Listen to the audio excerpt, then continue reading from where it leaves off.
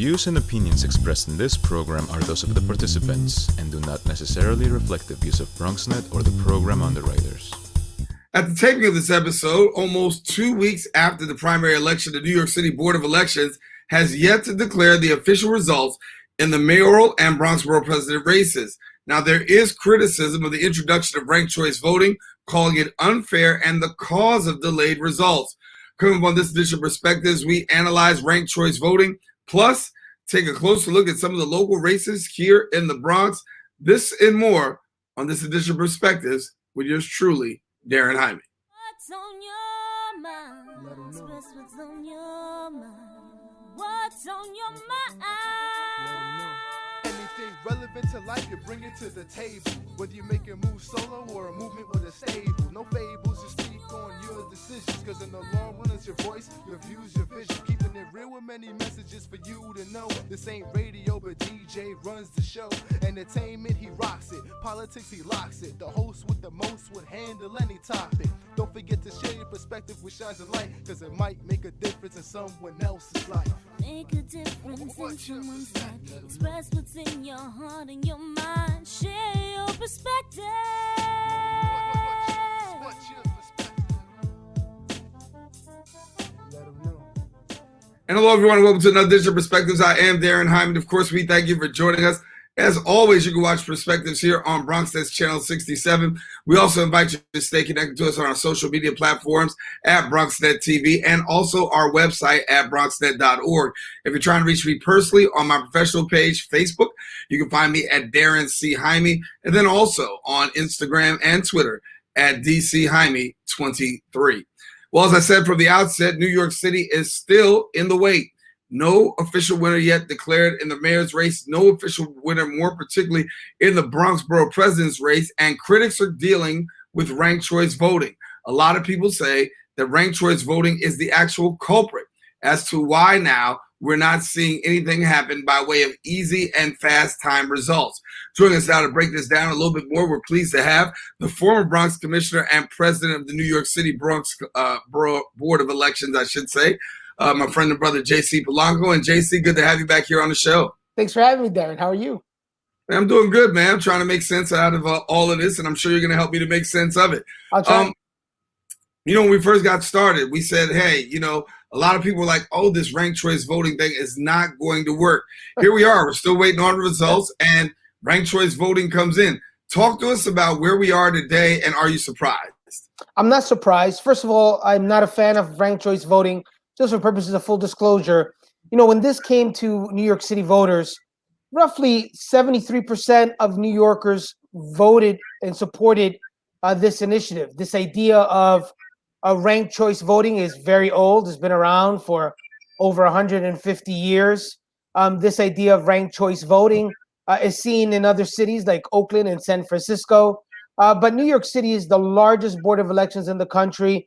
Ranked choice voting seemed like a good idea to a lot of the people that voted for it as a reform, but it's a very, very ridiculous reform for New York. And the truth is this, Daren. When people see reform, they always think good. Reform is positive. Reform is better than the status quo. So even though, and this is where I always get upset at voters here in the Bronx and across the city, since we only have 20% that come out and vote in the totality, 73% of that 20% decided this was a good idea without really thinking it through. So what does this mean? We saw in Oakland that about 20% of all of the ballots that were casted in ranked choice voting were deemed as exhausted. And what that means is that the voters didn't get to select all five of their ranked choices. And perhaps the people that they did circle weren't even in the contention. So their ballots didn't even count at the end of the day. Ranked choice voting hurts Black and Latino candidates a great deal. And also, it allows for what I have called collusion, what those other folks have called allegiances or alliances to be formed in campaigning, which I think is absolutely ridiculous when you have two campaigns join forces like we saw here for the sole purpose that another candidate doesn't get the votes. And ranked choice voting was seen as a very good alternative because many thought it would have created an environment where you would have more people participating in the process. Well, that didn't pan out. this election turnout was just as awful as the other election turnout as that we had. If reformers truly cared about expanding voter participation, they wouldn't ice out 1.5 million voters in New York, the 20% of New York voters that don't belong to any party, that had no say this June in the primary election, that elects 99% of all of our elected officials across the city. And when they said it was going to be more cost efficient, that was also false.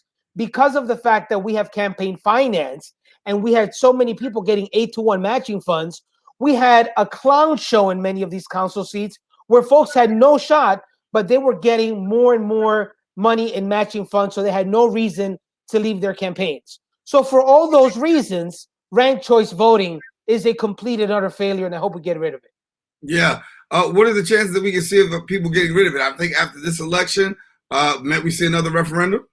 Well, I hope so. And I think that you're going to see more and more establishment Democrats, our Black and Latino elected officials, realize that this is an awful system in New York. It could work in some counties where there are more cows than people. But in New York City, it's not going to work. We are better off with a head-to-head campaign. If no one gets a majority, we go to a runoff election. You know, in 2013, when we last had a runoff, and that was that Tish James, Dan Squadron primary election for public advocate, and we spent $13 million on a runoff. Well, it turns out we'll spend a lot more money in campaign finance, giving money to council candidates and other mayoral candidates that had no shot of ever winning because of this ranked choice system. They stayed on longer than they should. So I say we go back to that model. It would be more cost efficient at the end of the day, and it won't allow for this, what I consider to be a nefarious system of alliances that can form for sole purposes of creating a system where the front runner would not get those votes. And it's a very interesting system. It's a lot of insider baseball, but if your viewers just hear me out, they can see how this pans out. In what other campaign in the world, Daren, do you see candidates running for mayor saying, hey, it doesn't matter if you vote for me or her, just vote for me or her and not that other guy? That allows for a nefarious alliance to be formed between campaigns that supposedly are getting campaign finance, matching funds to win an election. But they're telling voters, vote for me or her, it doesn't matter. When we both know that it matters to hurt the leading candidate in a race. And I think that's a problem. I think that when you look at it, people had the opportunity to vote on this referendum. And as you said in the beginning, you saw something about reform and you thought the reform was good. Now I think a lot of New Yorkers are looking and saying, hey, wait a minute, maybe we made the wrong choice. They should have come out and vote. You can't have 80% of voters stay home and then in retrospect say we may have made a mistake. Your mistake was not voting, and your mistake was not paying attention as to what this really means. Choose 5 people and who you like most to who you like least, as if it were some survey in the mall. Give me a break. This is absurd. And at the end of the day, I think we're ill-served by over 20% of those casted ballots would be deemed exhausted. And for your viewers, that means they don't even count. Wow. So talk to me a little bit about Eric Adams for a minute. I want to do about this here. Talk to me about, Eric Adams. I want to also talk about the primary turnout. We've talked about primary turnout before. Let me take a quick break, come back with more with J.C. Polanco when we return right here on Perspectives.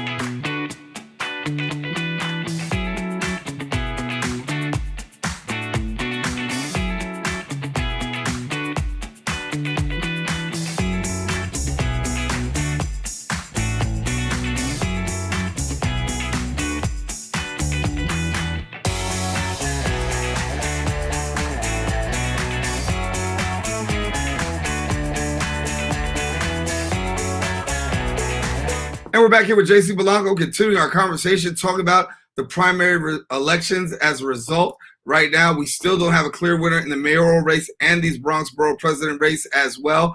Still waiting as of the time that we go to air, no results as of yet. JC, we've talked about this before, and I'll bring it in. When it comes to primary elections, it is one where if you are an underdog candidate, you stand a great chance of being able to actually come out and win.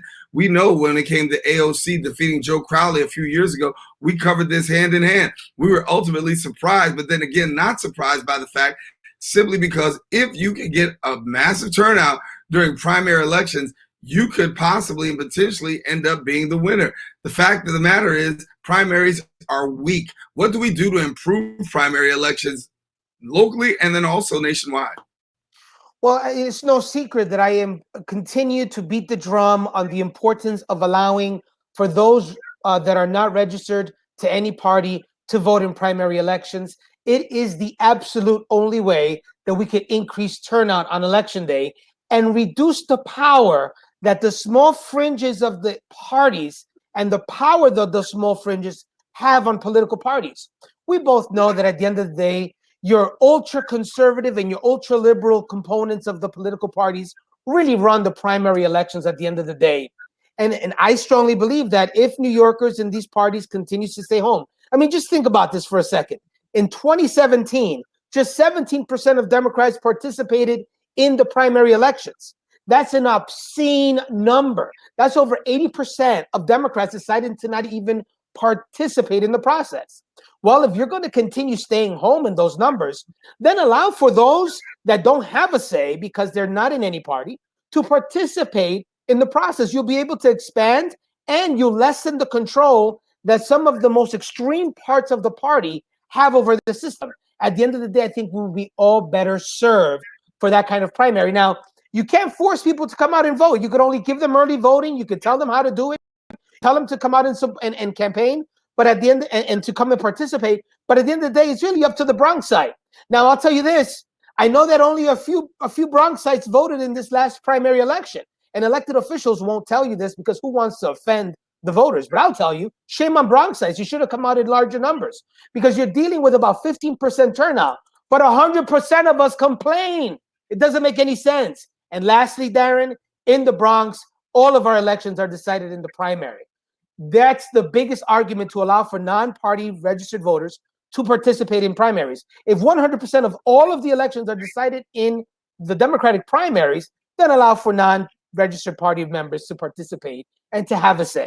Well, JC, I'll ask the question when we talk about the Bronx Borough President race. I mean, obviously, when we look at these election results, we're still waiting for the official results to become through. We do know that Fernando Cabrera has conceded to Vanessa Gibson in the race for Bronx Borough President, but many people are still scratching their heads. Cabrera had more money, and he had the finances and had the campaign war chest, but yet and still, it seems as though Vanessa Gibson is going to be able to come out and squeak out with the victory. What happened here? Well, I think several things happened. Vanessa Gibson is a fellow University of Albany graduate. So congratulations, Borough President-elect Gibson. This is going to be an exciting time for us Great Danes.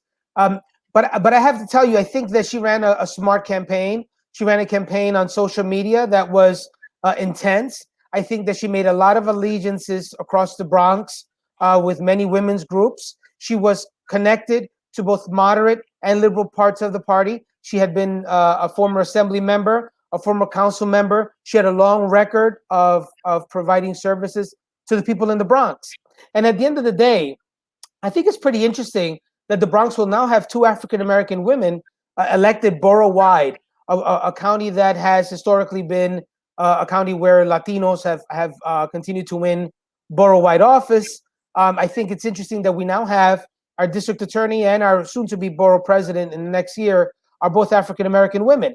Now, remember, as an analyst, we have to look at the ballots and see what's going on. I know that Councilmember Diaz Sr. had made some assumptions on social media discussing how he believes the Latino vote was actually split among several candidates, and it allowed for Councilwoman Gibson to be victorious. That may be a little short-sighted. We're going to see more of the numbers in the long run, but you got to admit, Councilwoman Gibson ran a hard campaign. who attracted folks from all ethnicities, all religious backgrounds, and all ideologies of the Democratic Party. And believe it or not, I thought it was very interesting. We have someone in Councilwoman Gibson who is strong on criminal justice reform, and at the same time is very close to the precinct councils in her council district, and has a lot of respect and admiration by both violence interrupters and those in law enforcement. So here you have the consensus candidate may have actually pulled this off. And I won't know, whether or not Councilman Diaz Sr.'s and Reverend Diaz Sr.'s comments as to the breakdown of the Latino vote may have allowed for the African-American candidate to pull off a stunner here. But congratulations are in order. What was the breakdown in the Latino community when it came to Fernando Cabrera? I think there were some people who just said, listen, he just was not the right choice, but we know there was a breakdown. What was it? What went on here? Well, we won't know the answer to that. We do know that you had Senator Sepulveda running. You had Council Member Cabrera running. You had a gentleman named Sammy Ravallo who was also running for borough president. So you did have and Natalia Fernandez. I forgot about that. And Natalia Fernandez, my apologies, Assemblywoman, and Natalia Fernandez, who was also running. And as you can see, the Latino candidates were many, and that is where I think Council Member Reverend Diaz Sr. is saying that the Latino vote may have split in all of those directions. Regardless, we don't have those numbers to be able to analyze. There hasn't been any exit polling, but one thing is certain. Councilwoman Gibson had a long record in the assembly and the council and ran an incredible grassroots social media modern campaign and was able to connect with all those different parts of the party.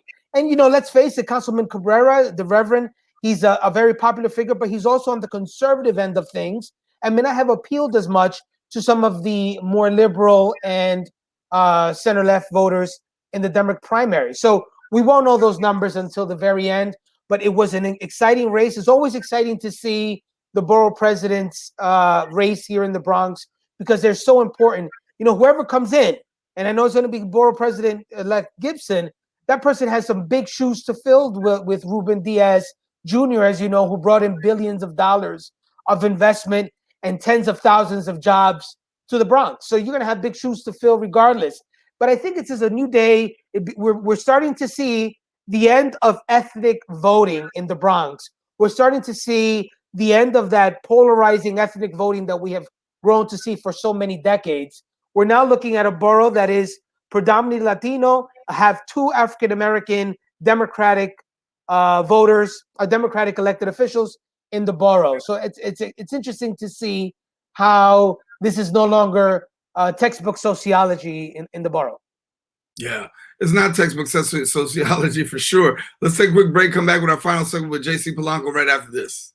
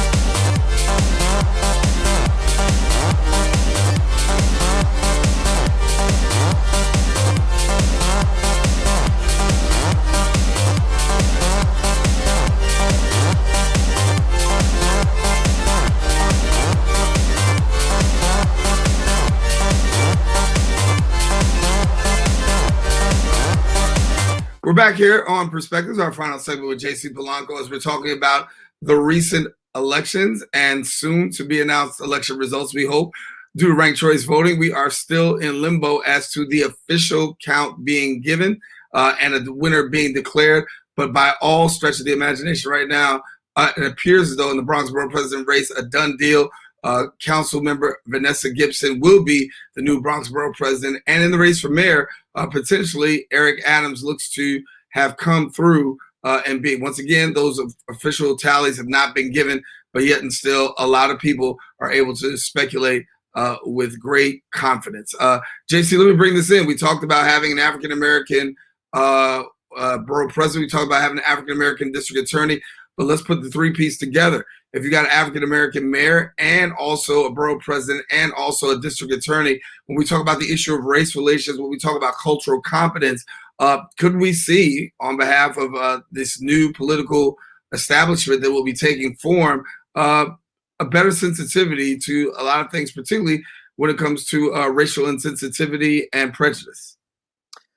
Well, I always hope for a day in which we have that, that as our goal, and then a day where we see less of that. And I think that, Borough President-elect Gibson soon will do a great job at that for sure. She's been doing it all this time. She's been working closely with Latino officials here in the borough for a very long time. So I don't see how it can be nothing but positive for us to get to a place where law enforcement and communities of color are working hand in hand. I think we'd be best served with that.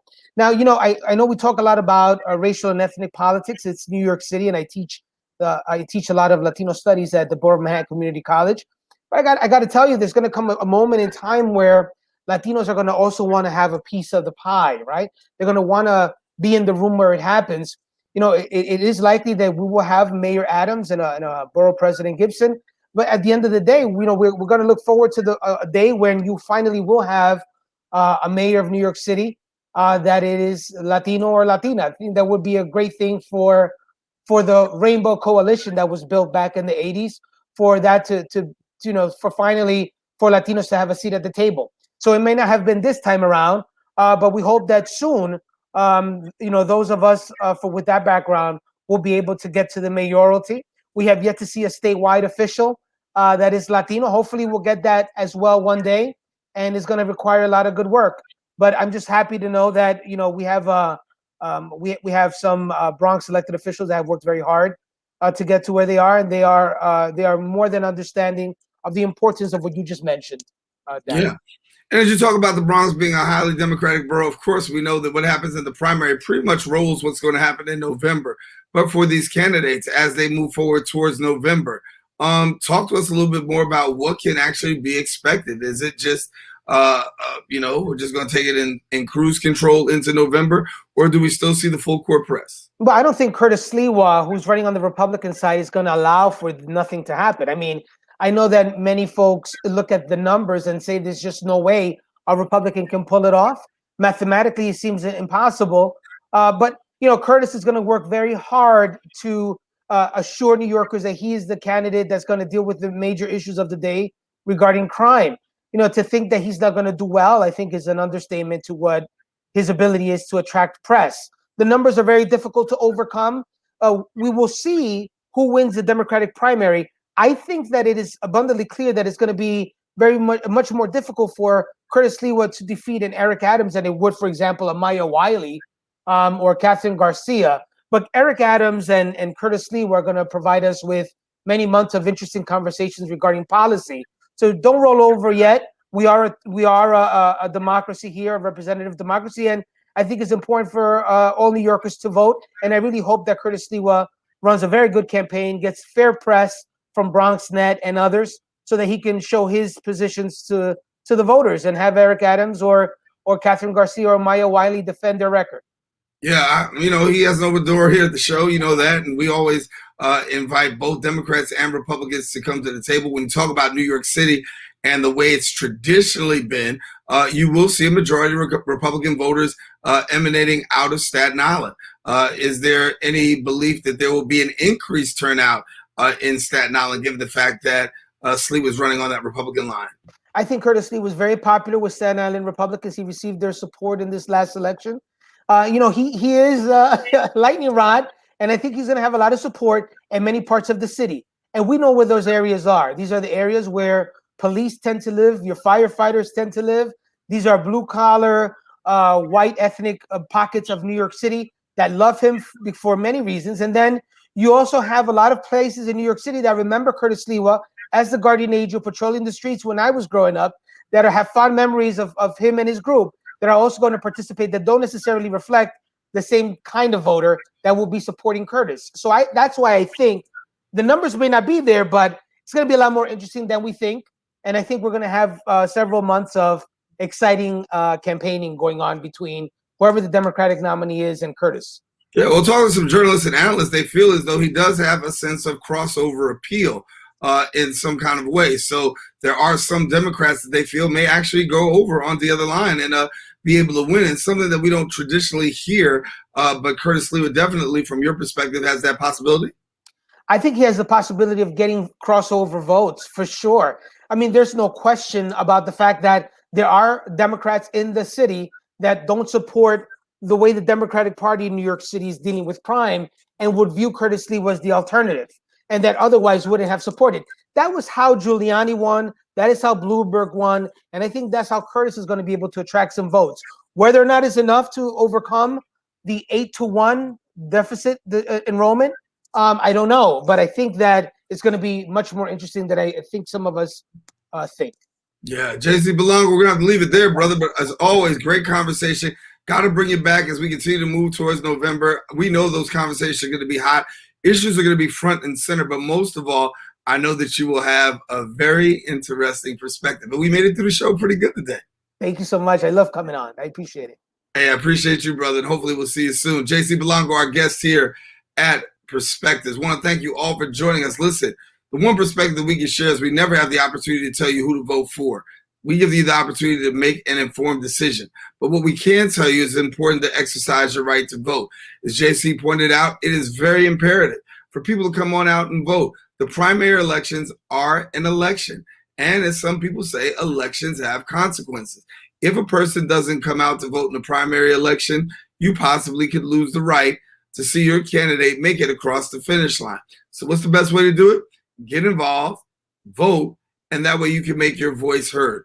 With the amount of people who came out in this election primary, a small turnout compared to what we have reflective of our New York voters. As time goes and ranked choice voting will be debated, hopefully the other debate will lead to more people coming on out to the polls. I'm Daren Jaime. That was my perspective. Listen, thank you for joining us. As always, you can watch Perspectives every week here on BronxNet TV. Anything relevant to life, you bring it to the table. Whether you make a move solo or a movement with a stable. No fables, you speak on your decisions. Cause in the long run, it's your voice, your views, your vision. Keeping it real with many messages for you to know. This ain't radio, but DJ runs the show.